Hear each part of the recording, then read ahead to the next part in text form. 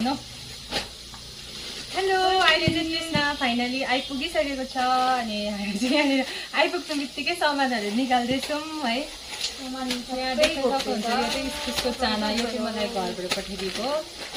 तेल घोप्टेर चाहिँ तेलहरू उयोहरू घोप्टेर चाहिँ बर्बादी भएछ। यस्तो प्याक गरेर पनि यहाँ चाहिँ मासुको अचार होइन, यो मासुको अचार छ है, यो चिकन अचार। अब खोल्दै राख्थेँ मुलाको अचार।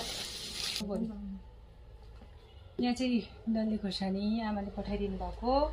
यहाँनिर चाहिँ छ मुलाको अचार।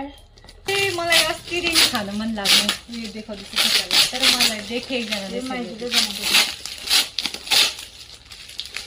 बिचरा प्याकिङ पनि यस्तो गरिदिनु भएछ। मेरो पापाले गरिदिनु भएको होला यो चाहिँ। Thank you so much. ल्या मेरो सेलरोटी पनि झऱ्यो, सेलरोटी टुक्रा टुक्रा भएछ।